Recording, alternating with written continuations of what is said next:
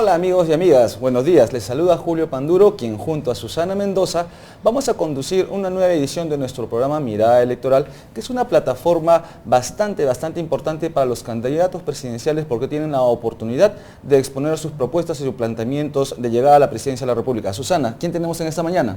En esta mañana tenemos al abogado Antero Flores Arauz. Él nos comentará todo lo que tiene pensado hacer cuando sea presidente de la República a partir del 10 de abril.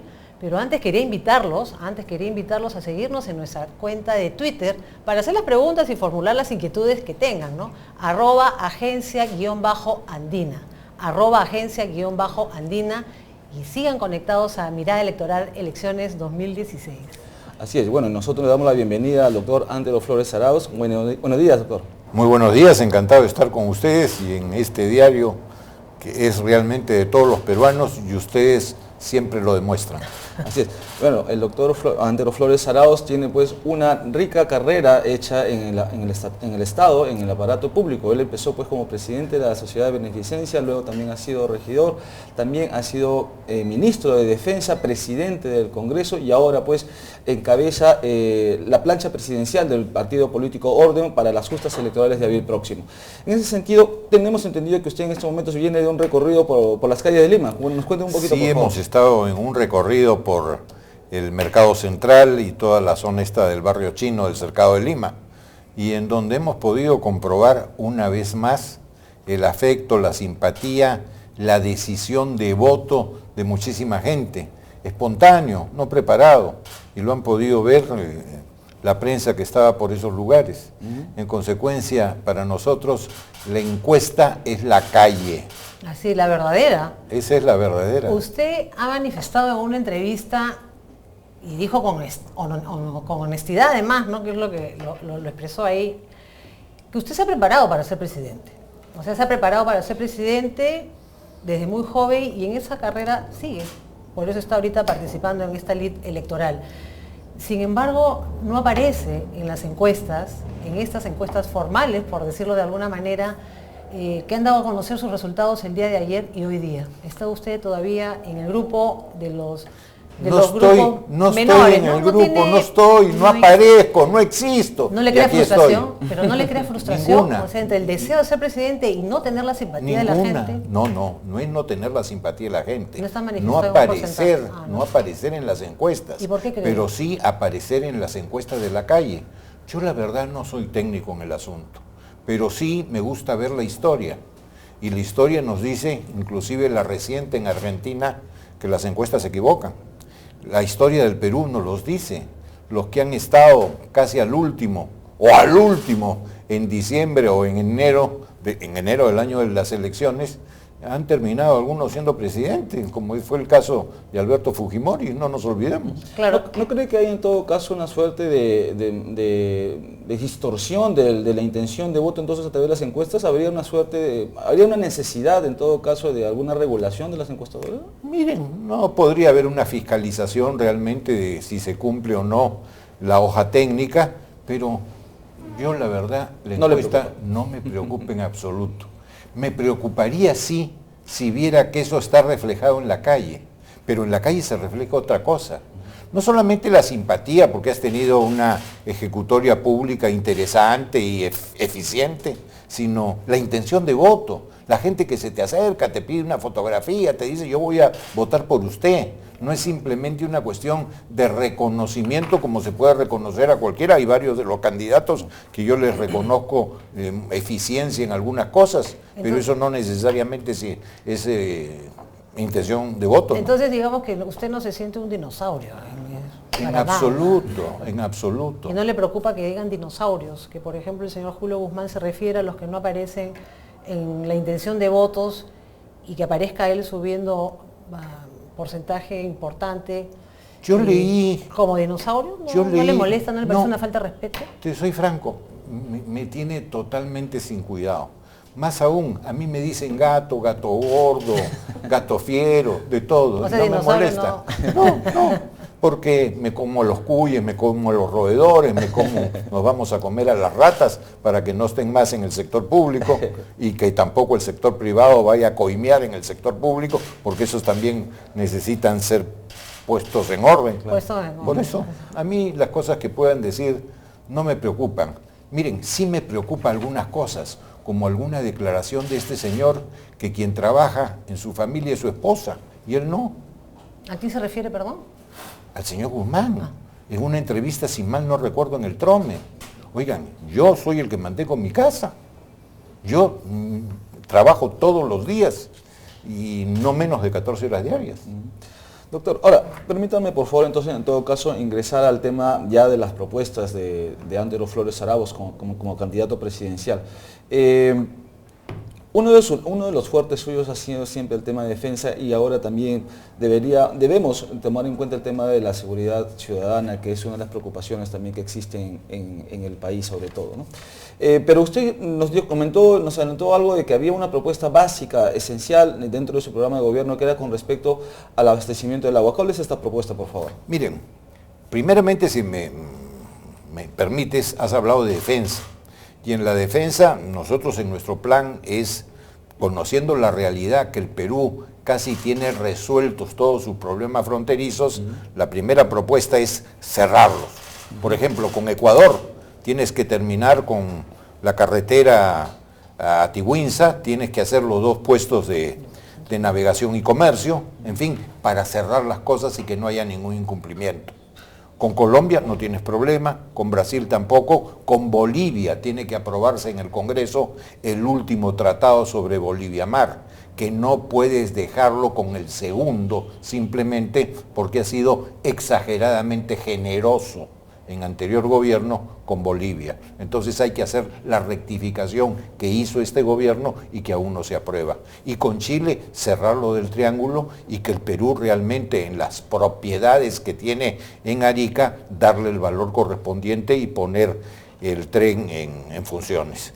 Y en el sector defensa, en nuestro programa, es entender que cerrándose todos los problemas fronterizos, tienes que darle un complemento al tema defensivo.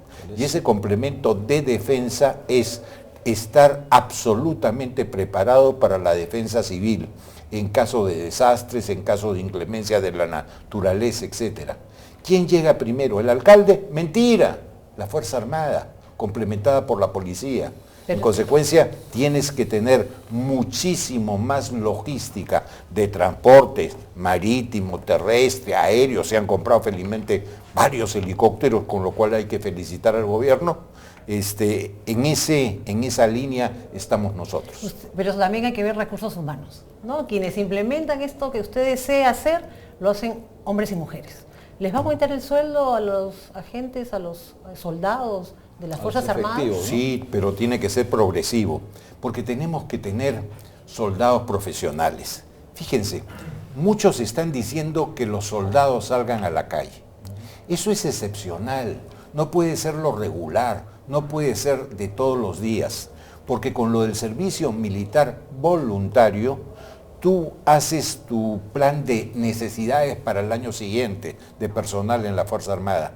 Y en el ejército no se cubre ni el 50% de los requerimientos. ¿Ya pensó en incentivos? ¿Ha pensado en incentivos? Sí, claro, tiene que haber más incentivos. Y adicionalmente eso, hacer que el grupo de soldados sea profesional. En la Marina, los marineros, en la aviación, los avioneros, son profesionales y tienen mucho tiempo de servicios. En el ejército, lamentablemente, por más que hay la ley, no se le ha financiado ni se le ha reglamentado. Tenemos que tener soldados profesionales como en muchos otros lugares y direccionados sobre todo para lo que se llama la defensa civil. Somos un país que tiene muchas posibilidades de riesgo, sobre todo porque estamos en una zona absolutamente sísmica y tenemos además fenómenos como el de la corriente del Niño, etcétera, que son recurrentes y cada cierto tiempo causan muchos estragos. Entonces tienes que tener a tu Fuerza Armada muy preparada, con logística y buen entrenamiento para hacer todo esto. ¿Dirigir esos esfuerzos a la defensa civil va a implicar una reforma en las Fuerzas Armadas? No como quieren ver reformas, sino simplemente una direccionalidad. Oigan, esto no hay que descuidarlo. Y ustedes que tienen una formación para defender al país, sobre todo de inclemencias externas de otros estados, tienen que también tener el expertise para la cosa interna, que no se genere en personas, sino en inclemencias de la naturaleza y del tiempo. ¿Y qué va a hacer en el BRAE, por ejemplo? ¿Cómo? ¿Qué va a hacer en el BRAE usted? En el BRAE ya lo he hecho.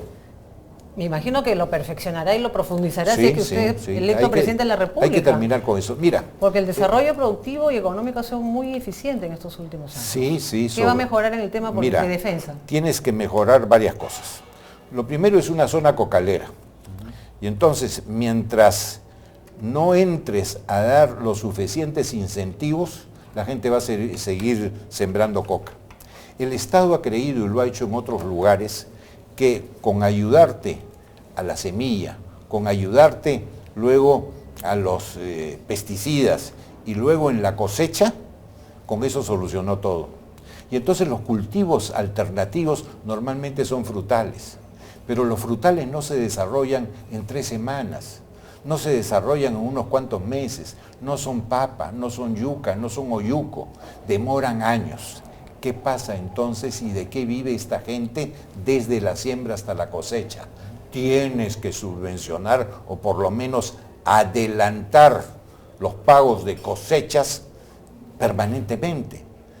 Si no, esta gente entre los frutales va a sembrar coca. ¿Pero qué está diciendo usted? ¿Que se subvencione?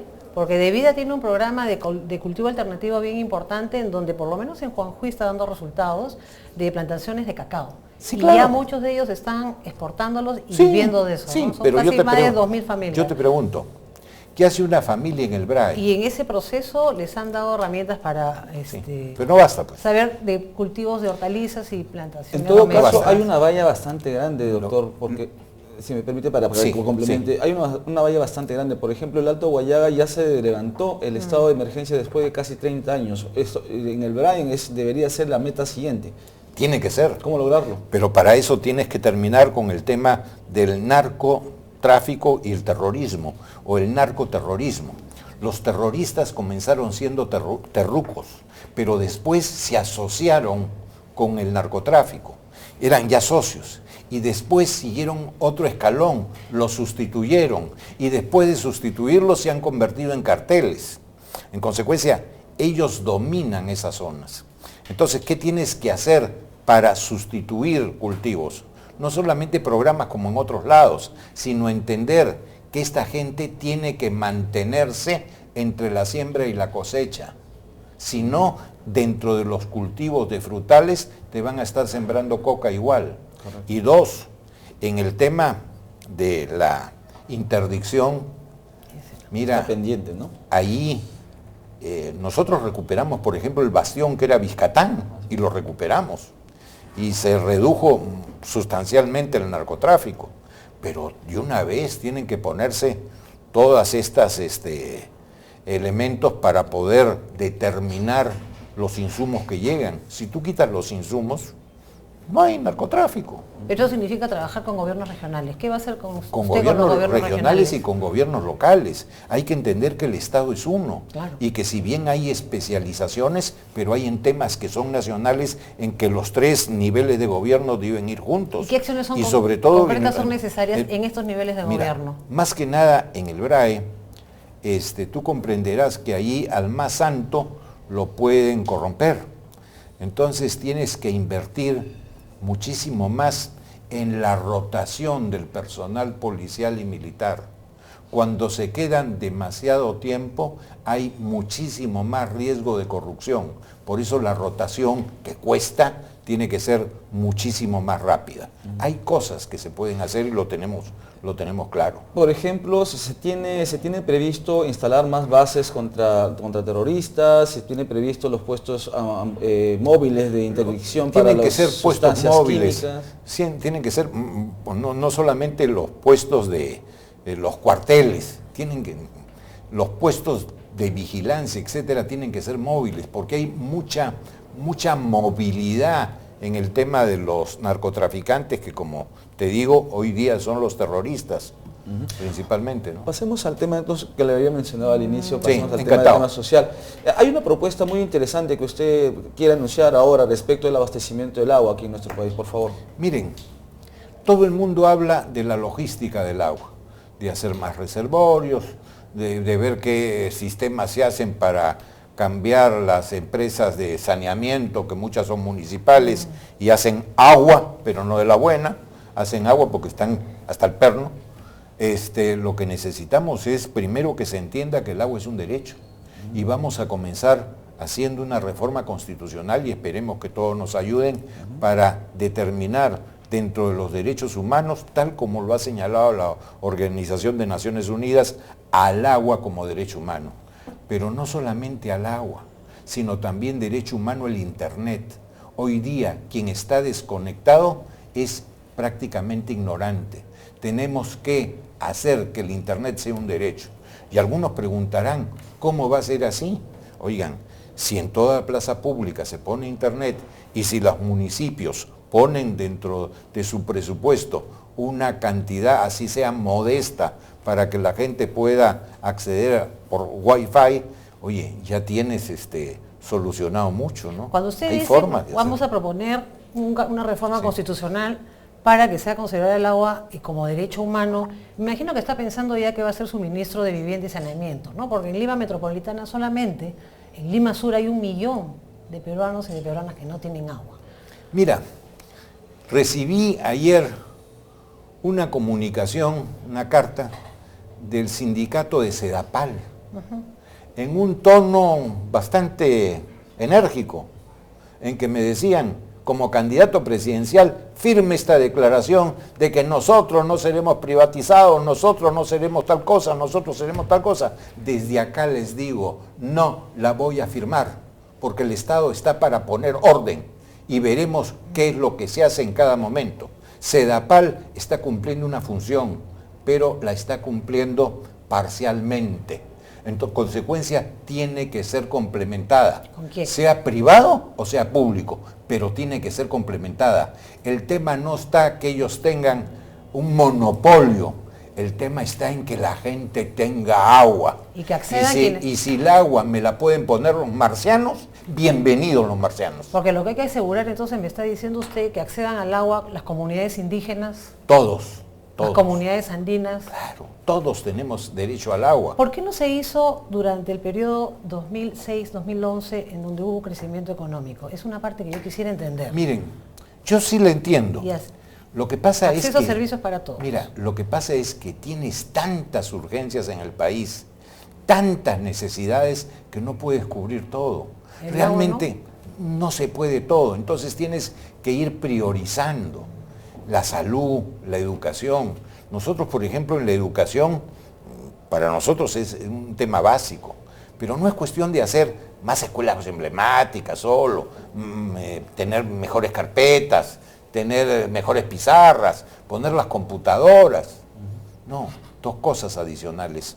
Uno, las escuelas técnicas, los CETE, los centros de innovación tecnológica que necesitamos tener por montones. Bueno, la ley universitaria está justamente priorizando la atención de este sector educativo, ¿no? El sector universitario, que no es lo mismo que el sector técnico. Exactamente, pero tecnológico también.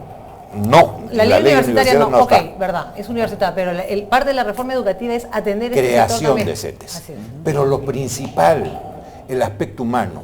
Hemos pasado de una educación exageradamente humanista a una educación técnica, preparando a la gente para el trabajo, autómatas.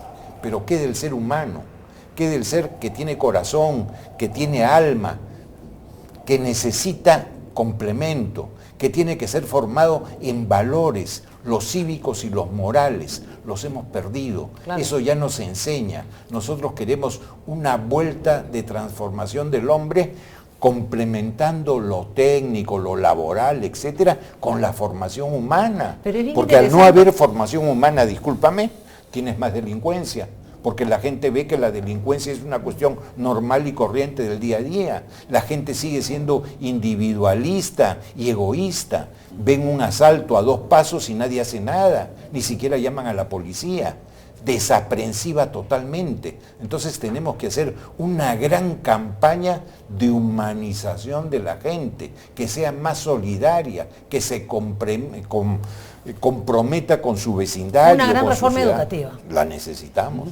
Bien, bueno, en este primer bloque pues hemos conversado con el candidato presidencial del Partido Orden, Antero Flores Arauz, que nos ha dado pues algunas primicias respecto de su plan de trabajo. Lo primero es que va a direccionar, digamos, el trabajo para complementar la defensa civil, el trabajo de las Fuerzas Armadas. Lo segundo también es que va a subvencionar a la producción alternativa en las zonas donde se cultiva aún coca ilegal.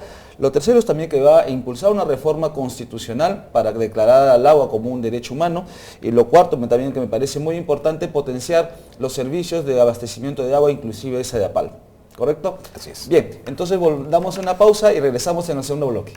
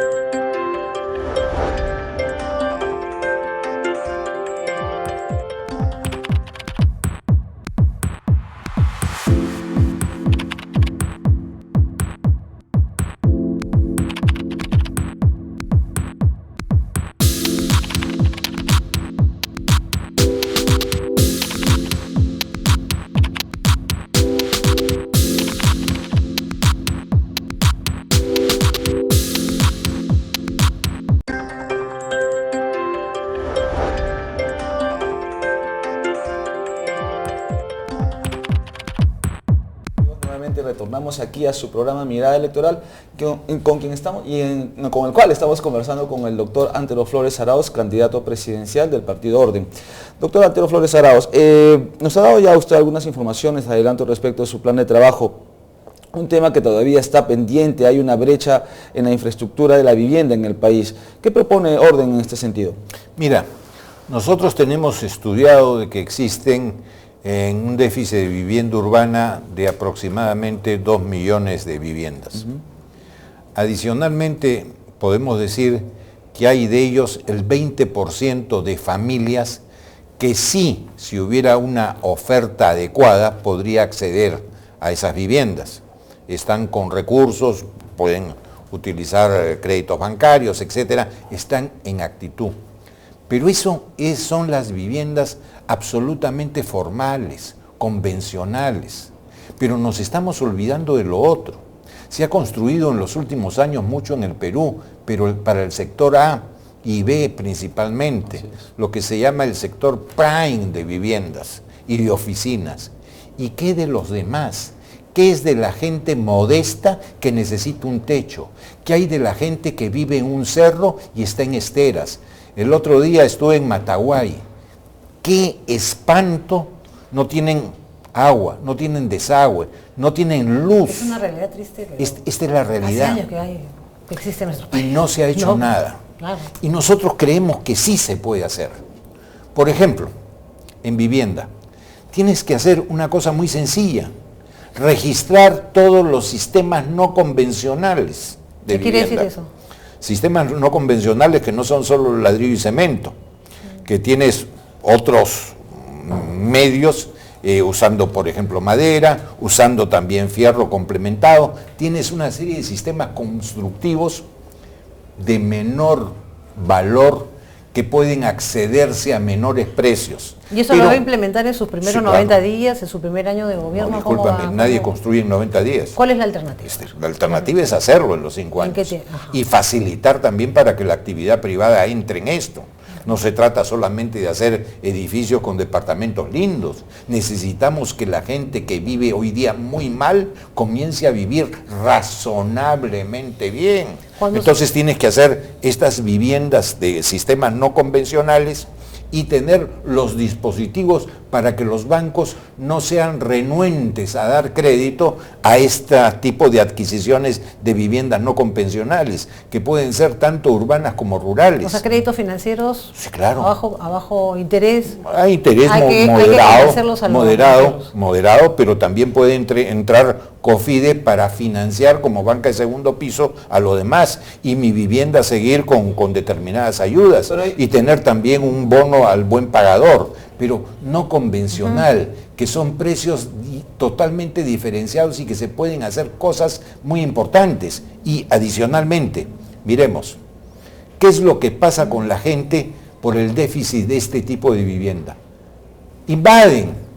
Claro, es un resultado negativo. Esto es la realidad. Invaden. Pero ¿qué pasa en otras áreas? Predios urbanos o no urbanos, tanto públicos como privados. Si es público, bueno, puedo transferirlos, en fin, puedo hacer una serie de cosas. Si son privados, no puedo ni expropiarlos, porque la Constitución no lo permite. Permíteme una interrupción, simplemente para recordarles a quienes nos están siguiendo en estos momentos y quieran formularle una pregunta al doctor Antero Flores Arauz, conectarse con nuestra cuenta Twitter, @agencia_andina. Yo tengo que formular una pregunta porque me imagino que en vivienda tiene mucho que decir y su gran concepto es orden. Una cosa adicional. Pero para seguir en otras áreas. Es importante en esta, si me permites. ¿Ya? ¿Y las otras áreas? También, pero esta. Mira, las municipalidades pueden hacer lotizaciones. ¿Por qué no pueden en los terrenos baldíos, sobre todo en los eriazos, hacer trazado? Entonces, con lo cual pones orden y después puedes hacer construcción con servicios simultáneos posteriormente, pero traza bien. No dejes que una invasión te malogre una posibilidad. Ese es un pendiente, ¿no? Ese es un pendiente a nivel nacional y Lima metropolitano sobre todo. Pero que es fácil solucionarlo. Su gran paraguas es orden. Me imagino que orden en todas las áreas, ¿no? Y en todos los sectores de nuestro país. Un sector importante es salud. Se inició una reforma, ¿no?, en esta gestión que ha implicado, entre otras cosas, la creación del Plan Esperanza, el Seguro Integral de Salud, inversiones en infraestructura y hospitales, especialmente hospitales en varios departamentos de nuestro país. ¿Qué va a mejorar usted esta reforma? Esta reforma es importante, pero no viene solo de ahora, viene de atrás. El Seguro Integral de Salud, por ejemplo, ha ido siendo aumentado, complementado, mejorado, pero todavía falta mucho. Tenemos que seguir en esa misma ruta. Lo que está bien, mejóralo. Lo que está mal, cámbialo. Pero si ya hay una cosa que está funcionando, mejórala. ¿Lo conservaría entonces? Por supuesto. Y eso es lo que pretendemos. Pero además, con una visión diferenciada. Todo el mundo pide más hospitales. Pero nos olvidamos que los hospitales son los más costosos de atender y de la atención hospitalaria. ¿Por qué? Porque están atiborrados de lo que es atención primaria, problemas bronquiales, problemas de resfríos, problemas estomacales, la disentería, etcétera, cosas que no necesariamente tienen que ir a un hospital. Claro. Entonces, eso tienes que pasarlo a postas para permitir que los hospitales entren en una ocupabilidad de las cosas que son que requieren una mejor atención. Claro, ahorita hay un proceso de infraestructura, de creación de infraestructura importante y firma de convenios con gobiernos regionales para que continúen estas después del 2016. Mira, pero hay otro sector importante que yo quería ver. Muy criticada de salud, pero lo que está haciendo Virginia Bafigo es de quitarse el sombrero. Hacer entender a la gente que no le puede seguir entregando más personas para atender al seguro si no creas mayores infraestructura. Y ahora se está creando, y eso es bueno. Y otra cosa que es buena, y apelo a su experiencia en el sector público, cuando paralelamente también hizo trabajo privado, y eso también es importante. Nunca he dejado mi trabajo privado. Y eso es importante porque si siguió haciendo servicios públicos porque le interesó trabajar en el Estado.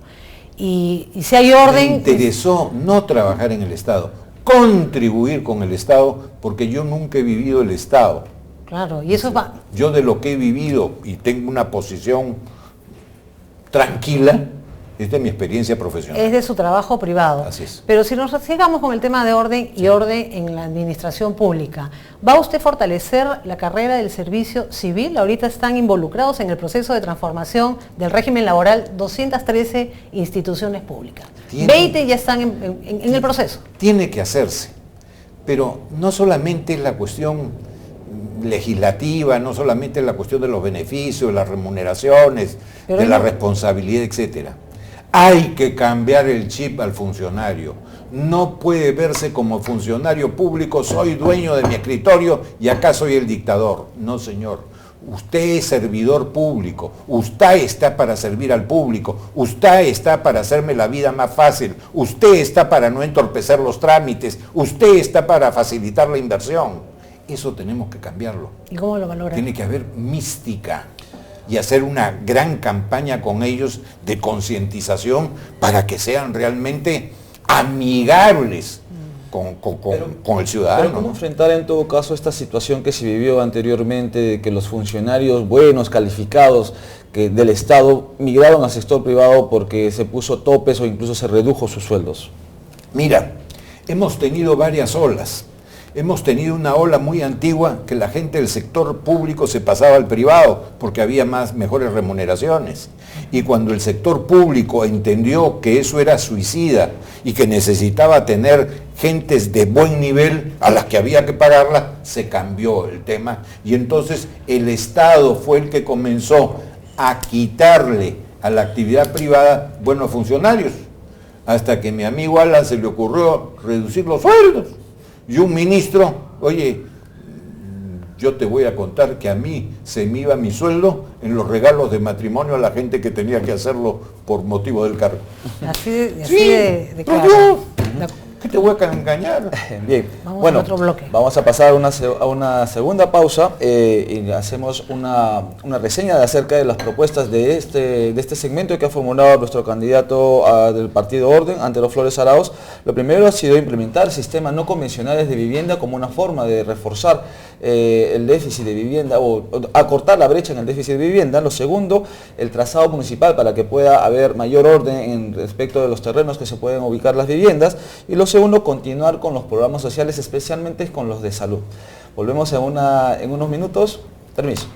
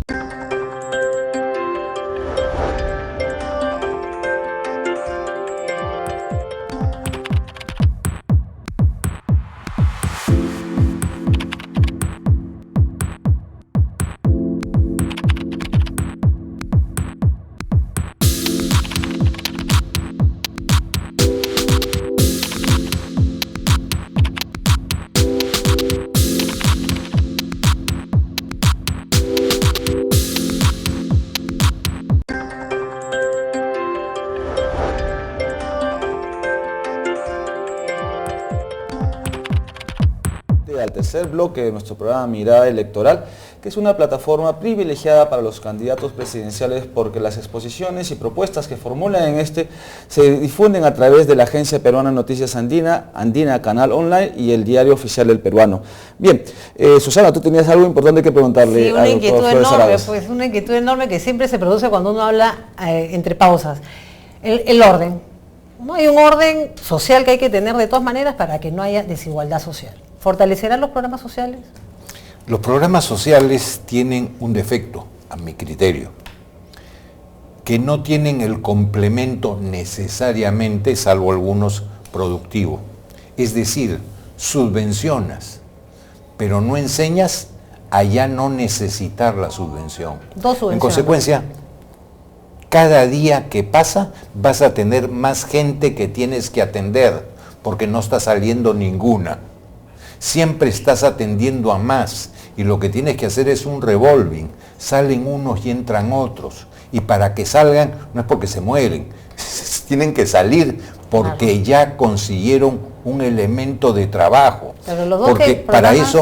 para eso tienes que entrenar a la gente, incluso hasta los ancianos, esos que reciben pensión 65, pensión 65, los puedes entrenar para que hagan cosas. La gente tiene que tener un trabajo digno, no solamente la subvención del Estado, que no puede ser permanente. Para mí sería muy fácil decir, ¡hay que subvencionar a todos! ¡El Estado lo puede! Eso sería una mentira.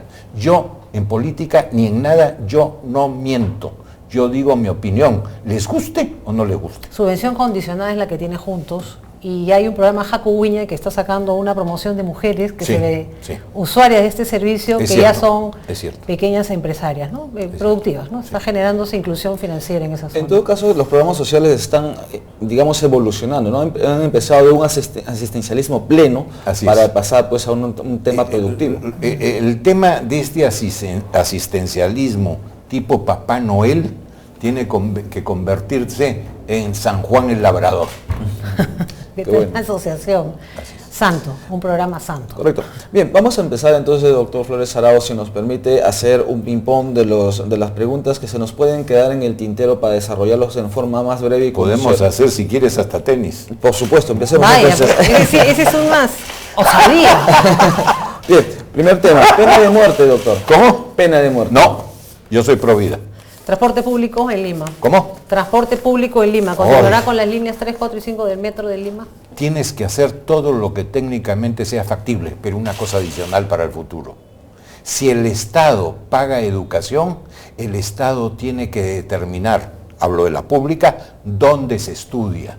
No tiene lógica que un chico que está en Villa María del Triunfo vaya al colegio Alfonso Ugarte, porque tienes miles de gentes que te está atiborrando las avenidas y las calles. Yo creo que si pones orden en eso, las cosas se pueden mejorar. Muerte civil.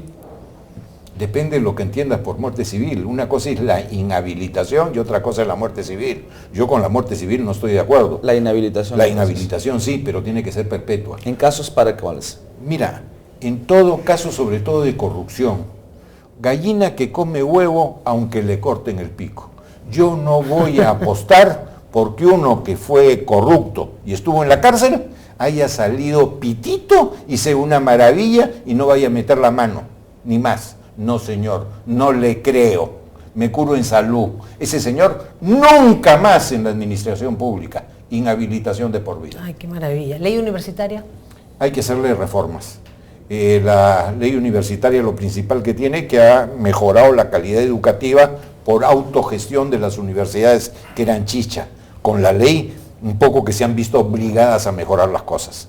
Pero el SUNEDU, no estoy en contra de que haya una superintendencia, su composición y sus atribuciones son exageradamente estatistas. Tiene que haber una fiscalización del Estado, pero cumpliéndose con la autonomía universitaria. La remuneración mínima vital tiene que darse, pero tiene que ser por sectores laborales y tiene que ser por circunscripciones territoriales. No es lo mismo, que te puedo decir, el costo de vida en Caballococha que el costo de vida en San Isidro. El subsuelo de las tierras amazónicas, sí. ¿Son de las comunidades o es del Estado? No, del Estado, es de todos. Los peruanos somos todos, no el que está en un sitio determinado. Es de todos y para todos. Bien clarito. ¿Consulta previa? Por supuesto. Si no hay una responsabilidad social y no hay la licencia social, estás reventado. Por eso es que el Estado tiene que comprarse el pleito de la inversión y tiene que generar corriente de opinión que sin inversión no hay trabajo y sin trabajo no hay bienestar. Reparaciones para las víctimas de la violencia. Tiene que haber. ¿Solamente económicas? Mira, necesitas hasta psicológicas, que son las principales. Y ojo, que las víctimas no solamente son las víctimas civiles. Oye, tenemos víctimas militares. Que ya están en el registro, ¿eh? Ahorita hay más de 2.000 registrados y están policías y militares también. No son lo suficiente y es gente que mucha ha quedado muy traumada y mucha está inválida y no ha habido la suficiente reconocimiento del Estado a estos policías y a estos militares que han puesto el pecho por nosotros. Por eso es que los defendí en lo de Chavín de Huántar. ¿Promoverá una modificación al Código Penal para que las esterilizaciones forzadas se consideren delitos de lesa humanidad? No creo que sea necesario ir a tal extremo. Esterilizaciones forzadas no debe haber, es una cuestión más que de códigos, es una cuestión ética, ¿no? Sistema previsional. Sí.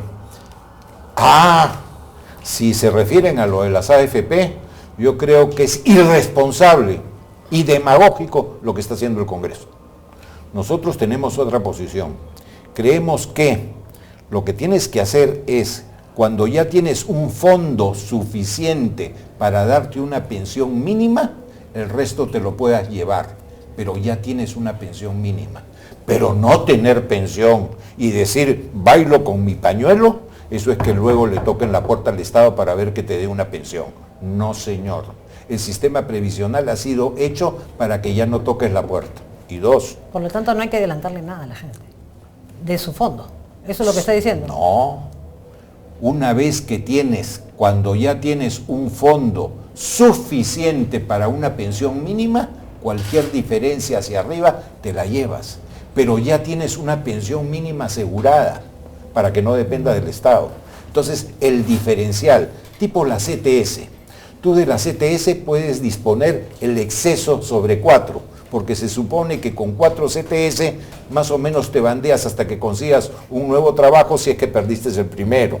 Ese es el criterio. Y dos, el tema de las cotizaciones o los aportes a las empresas de administradora privada de fondos de pensiones. Tiene que ser par y paso. No es posible que si yo gano, tú ganas, pero si yo pierdo, tú sigues ganando. No. Si ganan, ganan los dos. Si pierden, pierden los dos. Población de lesbianas, gays, transexuales. Cada uno hace con su vida lo que le da la gana. Yo no me meto en la vida ajena. Por lo tanto, no hay que aprobar la unión civil. ¿Para qué, por favor? No la necesitas. Tú tienes, por ejemplo, para el tema sucesorales, puedes hacer testamento. Si quieres tener un negocio en conjunto, puedes tener una sociedad. Si quieres tener un departamentito juntos, puedes tener la copropiedad. Si quieres dejarle un capitalcito, si me muero, tienes el seguro, tienes el fideicomiso. Si necesito que voy al hospital y me puedan visitar, puedes dar poder. ¿Para qué se necesitan más leyes? En el Perú hay que desregular, no crear más leyes. Tenemos exceso de leyes. Servicio militar obligatorio. Yo creo que debemos hacer el mixto. Yo creo que ¿Cómo es el mixto? El mixto es que cuando se ha cubierto, mejor dicho, cuando tienes más gente de la que quiere ser el servicio en activo, haces un sorteo para ver entre ese máximo cuántos van a hacerlo lo que realmente se requiere. Pero si hay defecto, es decir, si no se cumple la cuota que tú requieres, la diferencia la sorteas entre los que están inscritos en el servicio, pero no quieren hacerlo. Medicamentos genéricos. Entonces, tenemos que incentivarlo tremendamente y tenemos que, para mí, hay que tener mucho cuidado con los tratados internacionales que tienen que ver con patentes. No vaya a ser que nos cueste el tema muchísimo más, o la compostura, más que un producto nuevo. Cuidado, cuidado. No se puede jugar con la salud de la gente. Y lo último, doctor, discrecionalidad de la SUNAT. No estoy de acuerdo. Mira, la SUNAT tiene que comenzar a cambiar el chip. No puede ser la bruja perseguidora con la escoba. La SUNAT tiene que ser amigable con el que paga los impuestos. Mira. ¿Eso implica una reforma de la institución? Implica hacer cosas sencillas. Tienen que entender quién es el contribuyente. Con esta cuestión de que estamos ya en la era digital, quieren hacer todo digitalizado. Oigan, no es más simple decirle al contribuyente, a esa tiendita de la esquina, a esa bodeguita que te digo de Chumbivilcas, oye, si quieres hacer tu declaración, hazla por escrito y manual, entregan al Banco de la Nación, que en todo lado hay un Banco de la Nación, y él la escaneará y entrará al sistema. Mejorar servicios. Pero ¿por qué lo obligas a lo que no puede hacer y que no tiene ninguna facilidad? Estamos tratando al microempresario como si fuera el Banco de Crédito, el Banco de la Nación. Por favor, entiendan al contribuyente, facilítenlo. Por eso es que la gente que es informal no se formaliza. Perfecto. Bien, agradecemos entonces al doctor Antero Flores Arauz, candidato presidencial del Partido Orden, quien nos ha pues expuesto a grandes lineamientos las propuestas que lleva para la carrera electoral de abril próximo. Con nosotros será hasta una próxima edición aquí en Mirada Electoral. Permiso. Hasta la próxima. Mil gracias.